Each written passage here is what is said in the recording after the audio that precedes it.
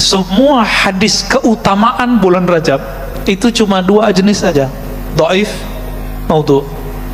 Dhaif dan lemah. Tapi tolong dibedakan. Ada orang tadi ingin beramal di bulan Rajab karena ingin mengikuti tradisi ulama salaf, itu boleh.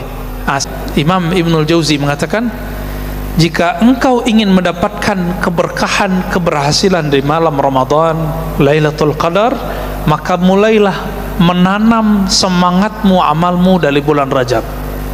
Maka jika ingin kolbu ini tidak mati, tidak terkubur, coba amalkan zikir ini Pak, amalkan terus sampai nanti bulan Sya'ban, 40 hari. Coba 10 hari pertama bulan Sya'ban ganti zikirnya. Mengenai Rajab, tolong bedakan amalan orang beramal bulan Rajab dengan hadis-hadis mengenai keutamaan bulan Rajab. Itu berbeda. Bulan Rajab itu harus didefinisikan dulu. Bulan Rajab adalah bulan haram. Nah, ini satu poin pertama yang mau kita sampaikan. Bulan Rajab itu bulan haram. Kata Nabi SAW tentang Sya'ban, Sya'ban itu bulan yaghfulun nas, yang banyak orang lupa, ma baina Rajab wa Ramadan, antara Rajab dan Ramadan. Maksudnya adalah biasanya orang masuk Sya'ban jarang puasa. Biasanya orang puasa cuma Rajab dan Sya'ban. Lalu bolehkah saya berpuasa di bulan Rajab? Ada yang puasa nggak? Puasa bulan Rajab, kalau belajar fikih paling basic saja, maka puasa bulan Rajab masuk kepada puasa bulan haram, Syahrul Haram. Karena Allah mempunyai 12 bulan, ada 4 bulan yang haram, ya. Berdasarkan ayat tersebut, maka berpuasa di bulan Rajab sama hukumnya dengan berpuasa di bulan haram yang lain. Bulan haram apa aja Pak? Rajab, apa lagi? Zulqa'dah, Zulhijjah, Muharram. Jadi bulan Rajab itu terpisah sendiri. Zulqa'dah, Zulhijjah, Muharram itu gabung. Tapi Rajab sendiri. Di bulan Rajab ada hari Senin nggak? Ada. Boleh nggak saya puasa hari Senin di bulan Rajab? Boleh, ya. Jadi kalau saya puasa bulan Rajab, ahli bid'ah nggak? Ayo, bid'ah nggak? Ya enggak. Kenapa? Sebagaimana di selain bulan haram, di bulan Jumadal Ula, Jumadal Tsani, Rabiul Awal, Rabiul Tsani, di bulan-bulan itu ada hari Senin dan kita puasa hari Senin dan Kamis. Maka di bulan Rajab apalagi dapat 2 keberkahan. Pertama Seninnya, Kamisnya, yang kedua bulan haramnya. Jadi kalau ada sahabat kita puasa bulan Rajab, nggak usahlah, ya, dibantah dengan flyer-flyer yang tidak dimengerti itu. Kan sekarang banyak, ya, puasa bulan Rajab bid'ah. Dia nggak bisa bedain. Emang di bulan Rajab nggak ada hari Senin? Emang di bulan Rajab nggak ada puasa bid? Apa di bulan Rajab tidak ada puasa 3 hari setiap bulan? Kata Abu Hurairah, "Al-Sani Khalili," kekasihku Rasulullah, hadis sahih, mewasiatkan kepadaku untuk 3 hal: duha 2 rakaat minimal, witir setiap malam sebelum tidur, dan yang terakhir berpuasa salasa ayyam min kulli syahr, 3 hari puasa setiap bulan. Itu enggak dilihat mau bulan apa saja. Maka Bapak saudara makan Allah, jika ada sahabat kita puasa di bulan Rajab, husnuzan aja. Tapi kita perlu luruskan, Orang yang berpuasa di bulan Rajab karena hadis-hadis yang palsu dan dhaif, ini baru bermasalah. Contohnya, jadi dalam bab ini ada seorang imam namanya Abu Muhammad Al-Hasan Al-Khallal. Dia menulis tentang fadlu syahri Rajab. Itu ada beberapa hadis dan semua hadisnya dhaif, bahkan palsu. Itu memang terbukti. Contohnya ini, pernah dengar nggak hadis ini? Rajab syahrullah, Sya'ban syahri, wa Ramadan syahru ummati. Bulan Rajab itu bulannya Allah.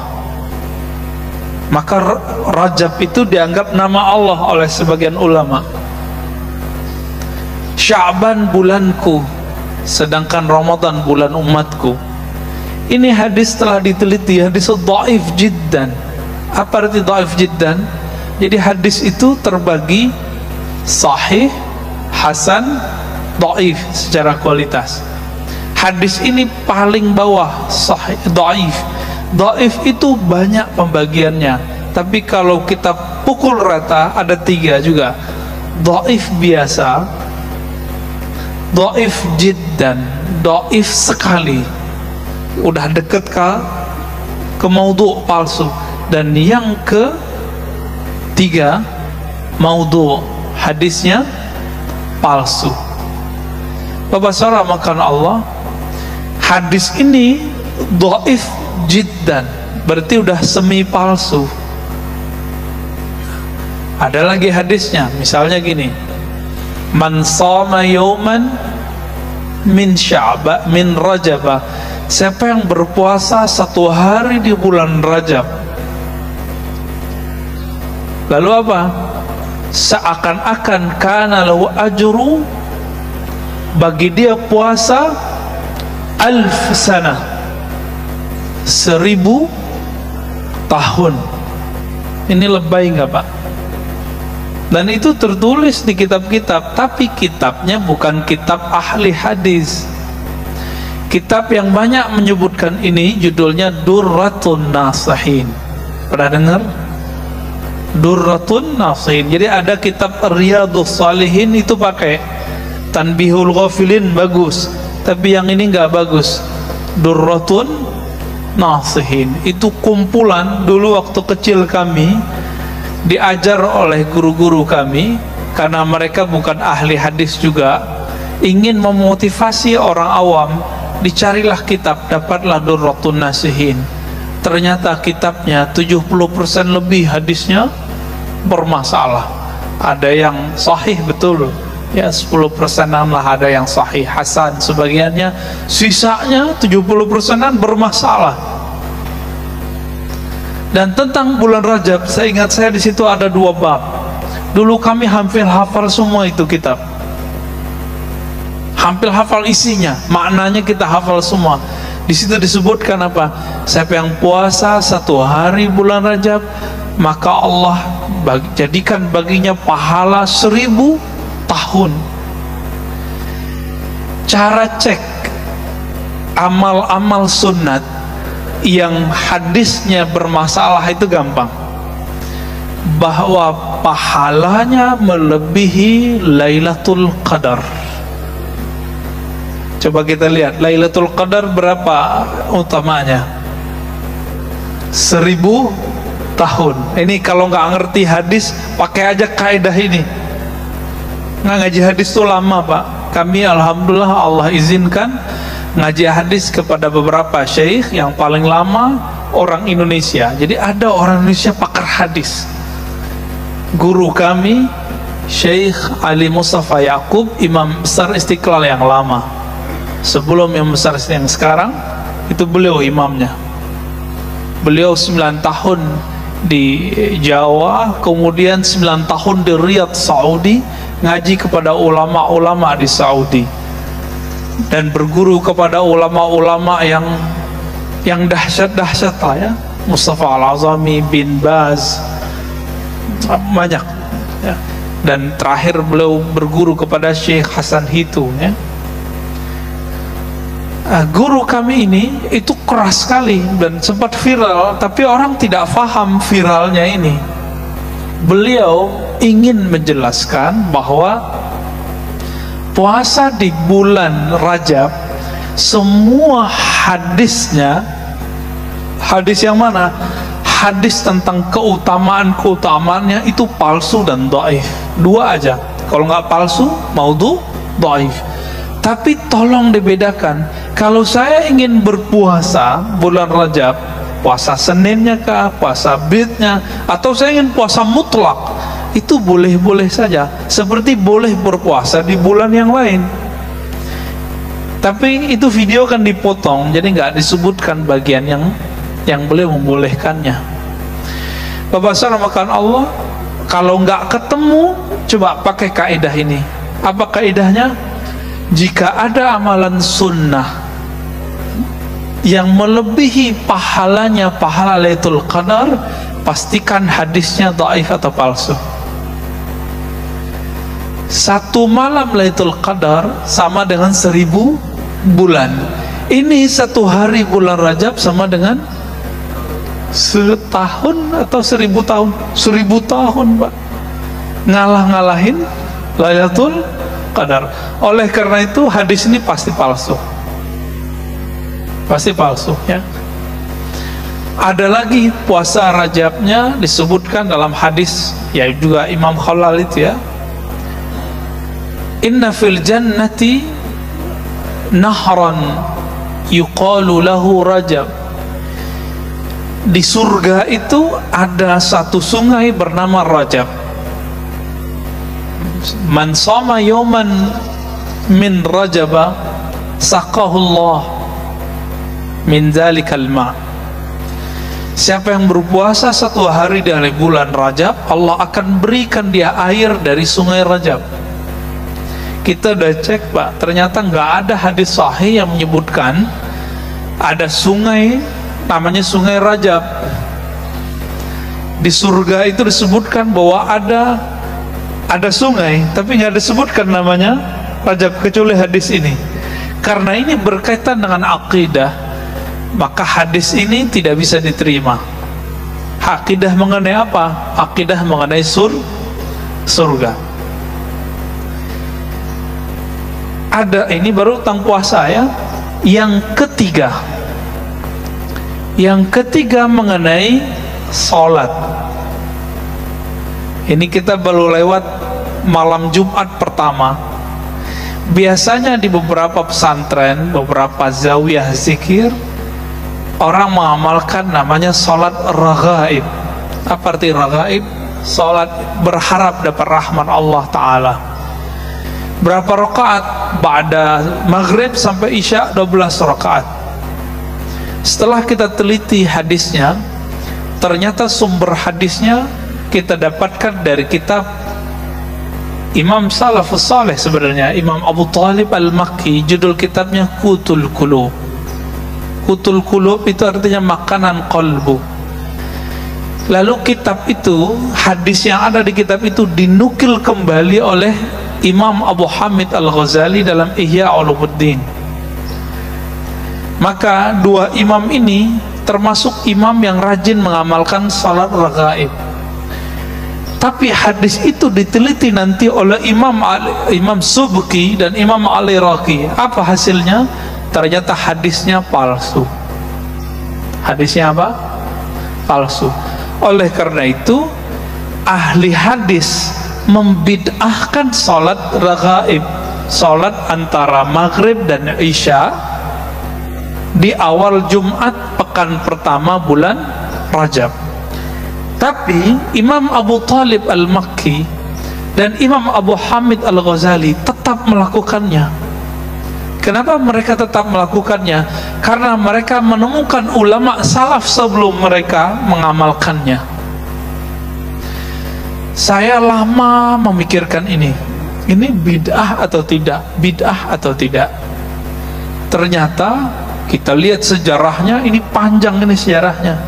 Dulu ada namanya Imam Abu Muhammad Al-Maqdisi, menulis kitab mengenai bid'ahnya sholat raghaib. Akhirnya terjadi pecah ya di satu masjid di zaman Syekh Ibnu Taimiyah. Dia membubarkan orang lagi sholat raghaib, dan akhirnya nama Ibnu Taimiyah menjadi hancur, tidak disukai di Damaskus saat itu. Kenapa? Syekh Ibnu Taimiyah meneliti sendiri sebagaimana Al-Maqdisi, dan hasilnya sama, hadisnya palsu.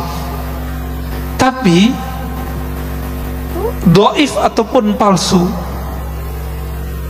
Imam Nawawi yang juga mengatakan ini sholatnya batil, tapi dia punya kaedah. Contohnya gini, Imam Nawawi itu nulis kitab Arba'in. Di sini ada Ta'lim Arba'in, 42 hadis. Belum ya? Silakan dibuat Pak ya. Khatam lah itu, nanti diijazahkan pakai sanad oleh gurunya kalau bisa. Imam Nawawi mengatakan, saya nulis hadis 42 ini bukan karena keutamaan yang ada di hadis dhaif. Di hadis dhaif dikatakan, man hafiza arba'ina hadisan, siapa yang hafal 40 hadis, maka Allah akan kumpulkan dia bersama para ulama, para nabi di akhirat nanti. Setelah diteliti hadis ini dhaif, lalu beliau mengatakan, saya tidaklah mengamalkan hadis mengenai keutamaan 40 hadis itu, tapi saya melihat ulama salafus saleh melakukannya, yaitu Imam Ibnul Mubarak menulis kitab Arba'in fil Zuhud, Arba'in fil Jihad, 40 hadis mengenai zuhud ataupun jihad. Maka beliau mengikuti amal ulama salafus saleh. Jadi ini ada rumus Bapak Saudara makana Allah, hadisnya dhaif, lemah, tapi ada ulama salaf yang mengamalkannya bukan karena hadis itu. Maka dalam ilmu fikih kita boleh mengamalkannya tapi ikut ulama salaf, bukan ikut hadis dhaif itu. Itu kaidahnya. Contohnya apa? Saya sering mencontohkan di beberapa tempat. Bapak saudara makan Allah, jika kita punya anak baru lahir, diazankan nggak? Benar, diazankan. Kita cek hadisnya. Hadis riwayat siapa itu?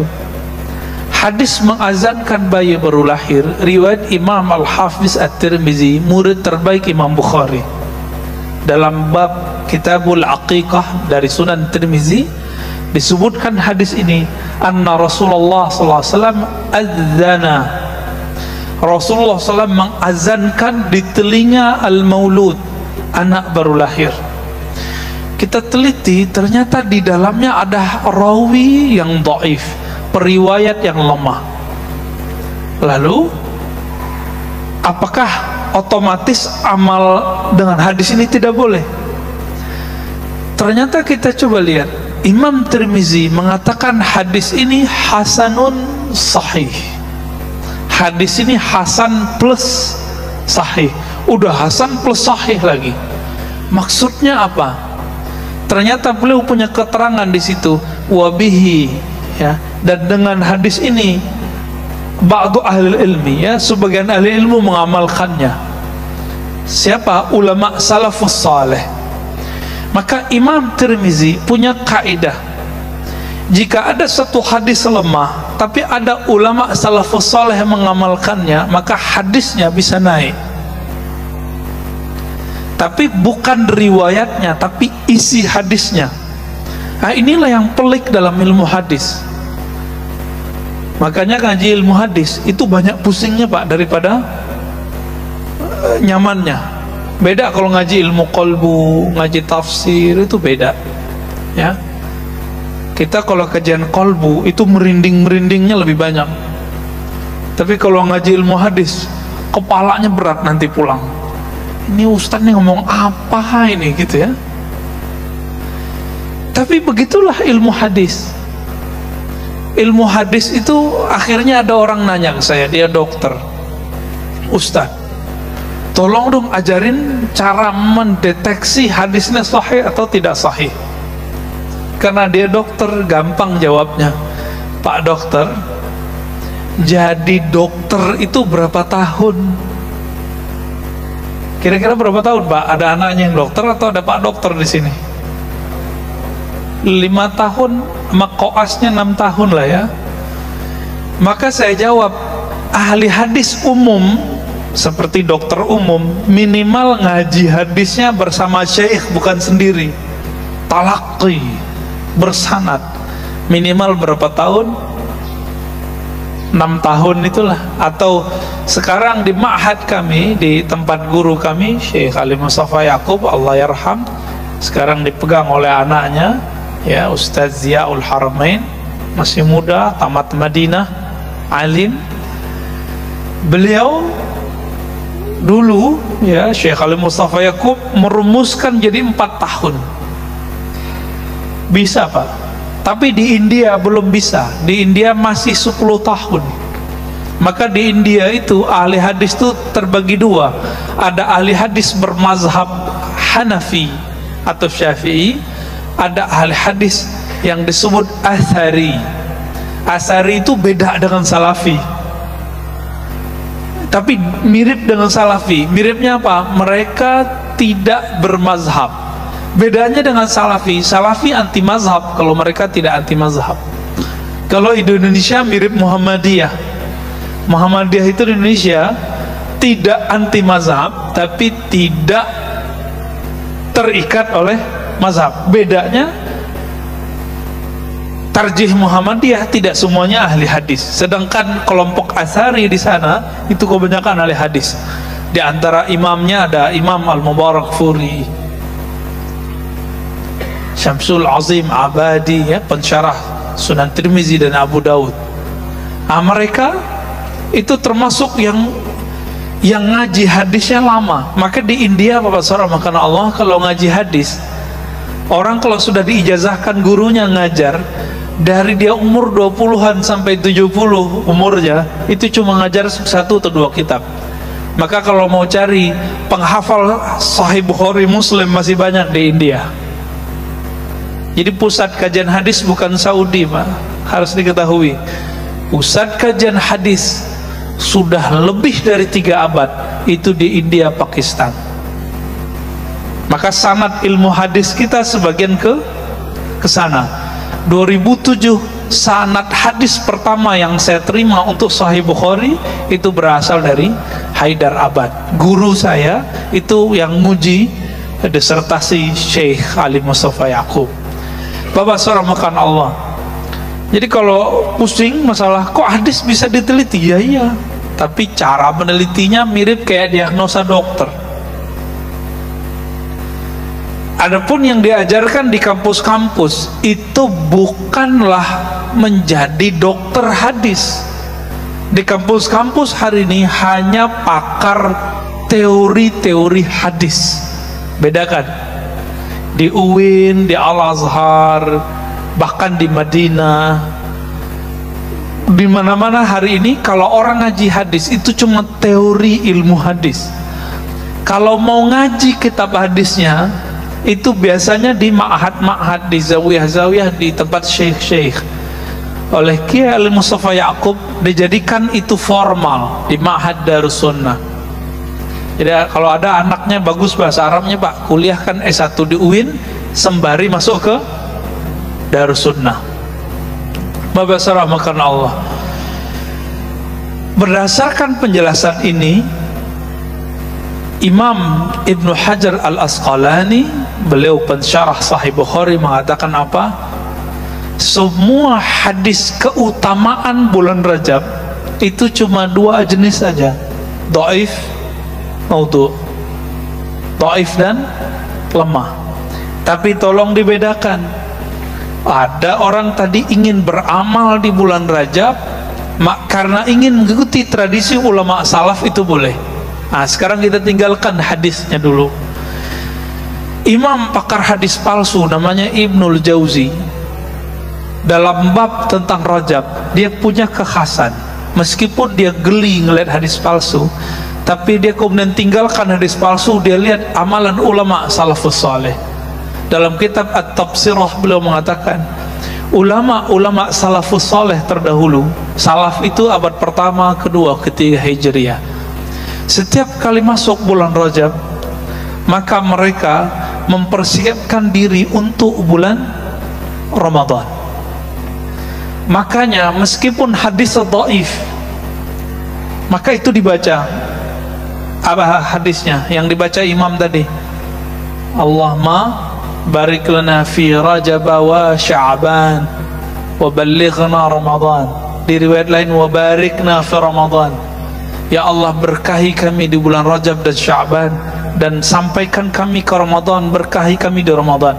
Hadis ini ittifaq, semua sepakat bahwa hadis dhaif, tapi orang beramal bukan karena hadis ini.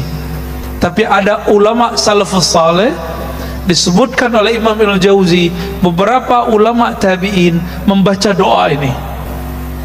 Jadi bolehkah kita baca doa ini karena ikut ulama tabi'in? Boleh, bahkan dianjurkan. Jadi silakan Pak, diaminkan kalau imam baca ini, gak usah berdiri langsung ya, aminkan aja itu. Kalau enggak duduk aja, walaupun kita duduk kita dapat berkahnya. Kita ini kan sering minta doa ke kiai, ke syekh, ke ustad. Sekarang dapat doa gratis dari hafiz Quran yang duduk di depan. Mau nggak? Ya, nggak mau. Susah-susah nyari kiai kemana-mana minta doa. Ternyata doa itu berlimpah di masjid ini. Dan saya suka sekali di masjid. Berapa jarak iqamat dengan azan? Itu keren Pak, bagus. Ini baru sesuai dengan fikih yang sahih. Jangan buru-buru, di sebagian masjid 7 menit. Wajar kalau kita lihat ke belakang cuma 3 shaf. Jadi begini nih bener. Kalau tambahin lagi sebenarnya boleh Pak ya. Di Turki, ulama-ulama fikih bermazhab Hanafi, mereka ahli hadis, mereka menggunakan hadis yang lain, bahwa Nabi SAW salat subuh di akhir malam, udah mau deket-deket terbit matahari. Maka kalau Bapak ke sana, kita salat subuh begini Pak di luar. Ya, burung-burungnya kayak tadi. Jadi suasana kayak di Masjid Ayyubiyah saya tadi ya. Jadi awal datang ke sini, ini kok kayak angka di Jakarta ini ya. Gak kayak di Tangerang juga ini. Kayak di mana? Kayak di Turki rasanya. Burung-burung, cuma hati-hati nih nya macam-macam ya. Bapak saudara makan Allah. Nah, ini salah satu sunnah yang boleh diamalkan. Apa kata ulama kita? Imam Ibnul Jauzi mengatakan, jika engkau ingin mendapatkan keberkahan, keberhasilan di malam Ramadan, Lailatul Qadar, maka mulailah menanam semangatmu, amalmu dari bulan Rajab. Kalau kita nanam padi itu 3 bulan Pak, benar. Ditanam hari ini, setelah 1 bulan dia tumbuh, tapi juga tumbuh rumput bersamanya, maka kita bersihkan. Kata Imam Ibnul Jauzi, maka ulama salafus saleh dulu di bulan Rajab mereka mulai qiyamul lail, dicoba 11 rakaat, 20 rakaat setiap malam. Kadang kuat, kadang tidak, kadang kuat, kadang tidak. Dimasuk bulan Sya'ban, capeknya hilang. Jadi kalau udah masuk bulan Sya'ban, capeknya hilang. Apa yang harus dibersihkan? Kekurang-kurangnya dihilangkan. Ini yang disebut di bulan Sya'ban cukup merapikan apa yang sudah ditanam. Nanti di bulan Ramadan cukup memetik hasil. Karena kami punya rumus Pak. Coba lihat Nabi Yunus, berapa lama beliau di dalam perut ikan? 40 hari. Apa yang dia baca? La ilaha illa anta subhanaka inni kuntu minaz zalimin. Dan disebutkan di Quran, kalau bukanlah Zunnun, Nabi Yunus itu minal musabbihin, dari orang yang banyak zikir, tentu dia akan terkubur di sana sampai kiamat. Maka jika ingin kolbu ini tidak mati, tidak terkubur, coba amalkan zikir ini, Pak. La ilaha illa anta subhanaka inni kuntu minaz zalimin. Amalkan terus sampai nanti bulan Sya'ban, 40 hari. Coba 10 hari pertama bulan Sya'ban ganti zikirnya. Terus setiap malam qiyamul lail. Karena Lailatul Qadar itu bukan terjadi begitu saja. Masa orang Lailatul Qadar cuma ingin dapat Lailatul Qadar malam 27 terus tidur di masjid? Sejak kapan orang tidur di masjid dapat Lailatul Qadar? Kita lihat orang pindah tidur, Pak, plok. Lailatul Qadar apaan? Nanti jam 2 bangun, Lailatul Qadarnya udah lewat, jam 12 udah lewat. Rata-rata rahasia itu turunnya mulainya jam 12-an, tengah malam itu. Pas tengah malam itu, di situ banyak orang tertidur. Di saat tertidur itulah Allah lihat, Allah pandang kalbu yang masih hidup. Innallaha yanzuru ila qulubikum. Allah pandang kalbu yang hidup. Jadi coba, Pak, latihan mulai malam ini. Coba kalau bangunnya agak lebih awal, jam 3, nanti sampai jam 4 rehat sebentar, jadi 1 jam beramal. Itu dahsyat, itu kalbunya akan luar biasa. Orang yang setiap hari jalan cepat setengah jam, jantungnya sehat, benar nggak? Maka disebut dengan senam jantung. Kenapa kalau dokter yang ngomong, ayo bapak ini punya masalah jantung nih, jalan cepat setiap hari setengah jam, kenapa patuh? Padahal tubuh ini bakal kita tinggalkan. Kenapa kalau dokter yang ngomong, buya yang ngomong, syekh yang ngomong, kiai yang ngomong, ustadz yang ngomong, nggak mau diamalkan? Apa masalah kalbu kita ini? Apa kata guru kita? Apa kata syekh kita? Apa kata nabi kita? Apa kata Allah Rabb kita? Wa minal lail fatahajjad bihi nafilatan lak. Sebagian malam maka bangunlah. Pengen jadi wali Allah nggak, Bapak Ibu saudara karena Allah? Pengen jadi wali Allah? Serius ingin jadi wali Allah? Bangun tahajud. Hanya itu maharnya, nggak ada lagi. Mahar jadi kekasih Allah. Di saat orang sibuk untuk memanjakan tubuh, dia sibuk memanjakan rohnya, kalbunya. Hubungan kita dengan Allah itu hubungan kita dengan roh. Kenapa? Allah menyebut wa nafakhtu fihi min ruhi. Aku tiupkan rohku kepada tubuh manusia. Allah menyebut rohku, roh milikku. Oleh karena itu ketika orang meninggal yang dibaca innalillah, itu sebenarnya kebahagiaan bagi roh orang mukmin. Kenapa? Dia pulang kampung. Saya mau tanya, Pak, yang orang yang bukan orang sini senang nggak pulang kampung? Senang. Itu baru kampung fisik. Betapa indahnya dan nikmatnya, merindukannya si kalbu itu pulang kepada yang punya kalbu. Roh itu pulang kepada yang punya roh. Tapi bapak ini mau pulang kampung, nggak pernah kirim bantuan untuk masjid kampung, nggak pernah kirim duit untuk orang tua di kampung, nggak pernah bantu saudara di kampung, nggak pernah nyapa orang kampung, nggak punya rumah lagi di kampung. Berani nggak pulang? Nggak berani pulang. Maka meskipun kita lagi merantau di dunia ini tubuh milik bumi, Pak. Ini bumi yang punya, bukan tubuh rohani ini. Kita rohnya lagi merantau di sini. Maka rajin-rajin nabung. Ini hadis terakhir yang saya mau baca. Salat syuruknya boleh ditunda, ya. Apa kata Nabi dalam hadis sahih riwayat Imam Tirmizi? Laqitu Ibrahima lailatan usriya bi. aku bertemu Nabiullah Ibrahim pada malam aku dimi'rajkan, diisrakan. Di mana itu? Di langit ketujuh. Jadi Nabi Muhammad ketemu Nabi Ibrahim di langit ketujuh, karena langit itu tempat tinggalnya roh-roh suci, bukan tempat Allah, tempat tinggalnya roh-roh suci. Hadis sahih Imam Bukhari. Di sini hadis riwayat Imam Tirmizi. Lalu Nabi Ibrahim mengatakan, ya Muhammad, ini kabar gembira buat kita. Ya Muhammad, aqri minni assalam ala ummatik.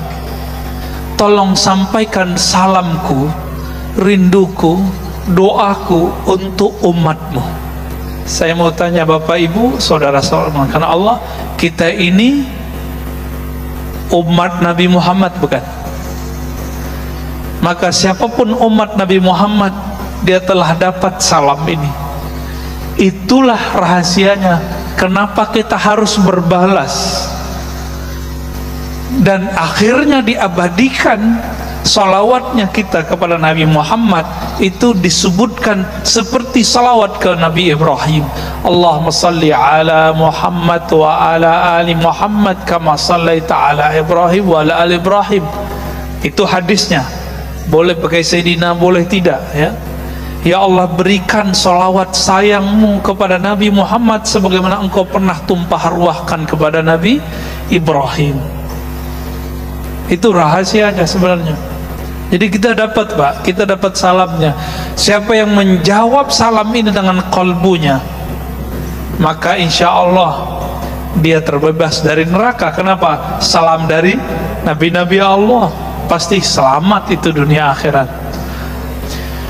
Lalu Nabi Ibrahim mengatakan, ini yang salam beliau itu ingin menyampaikan ini, sampaikan kepada umatmu wahai Muhammad, inna fil jannah, sesungguhnya di surga itu ada air. Airnya sangat bening, tanahnya sangat subur. Wa annaha qay'an, tapi ingat, tanahnya sekarang masih kosong, subur tapi belum ada tanamannya, belum ada bangunannya. Berarti sorga itu hamparan luas aja hari ini, dan kita belum punya istana di situ, belum punya kapling-kapling di situ. Apa kata Nabi Ibrahim alaihi salatu wassalam? Wa anna gharsaha, sesungguhnya tanamannya, aset-asetnya, kapling-kaplingnya, pondasi-pondasinya ada pada 4 kalimat yang sudah kita hafal dari kecil. Subhanallah walhamdulillah wa la ilaha illallah wallahu akbar. Disebut dengan tanaman surga. Di hadis Imam Bukhari, Nabi berkata ke Abu Musa al-Ash'ari, ala adulluka ala kanzin min kunuzil jannah, maukah kamu aku tunjukkan investasi surga, kanzun. Apa itu? La haula wala quwwata illa billahil azim. Maka ulama kita gabungkan hadis yang terpisah ini. Himbauan saya cuma satu, Pak, supaya salam ini terjawab, salam Nabi Ibrahim ini terjawab. Coba kalau pagi jangan lupa zikir subhanallah walhamdulillah wa la ilaha illallah wallahu akbar wa la hawla wa la quwwata illa billahil azim 100 kali, sore 100 kali, terus begitu sampai kita mati. Berarti kita telah membangun, telah investasi di surga. Ingat kalian hadisnya tadi, wa annaha qay'an, bahwasannya surga itu tanahnya sangat luas, sangat subur, tapi tidak ada tumbuhannya. Kalau ingin bangun istana cuma 2 caranya: sedekah, sholat 12 rakaat. Sedekah bangun masjid, man bana lillahi baitan banallahu lahu baitan fil jannah. Yang bangun masjid, Allah bangunkan istana di surga. Yang kedua, siapa yang sholat isnatai asyrata raka'ah, yang sholat 12 rakaat setiap hari, banallahu lahu qasran fil jannah, maka Allah bangunkan bagi dia istana di surga. Makanya duha itu 12 rakaat meskipun hadisnya dhaif. Kalau nggak sanggup ya 2 sampai 4 ya. Nah ini pesan Nabi Ibrahim, itulah pesan inti kita. Coba amalkan ini bulan Rajab, nanti Sya'ban tinggal hilang capeknya. Cukuplah capek bulan Rajab, nanti enaknya di bulan Sya'ban tinggal memetik hasilnya Lailatul Qadar di bulan Ramadan. Jangan mulai di malam Ramadan, nggak dapat Lailatul Qadar Pak, namanya Lailatul Naum dapatnya, malam penuh tidur. Baik Bapak Saudara makan Allah, kira-kira itu. Mau ada tanya jawab atau langsung cukup? Ya.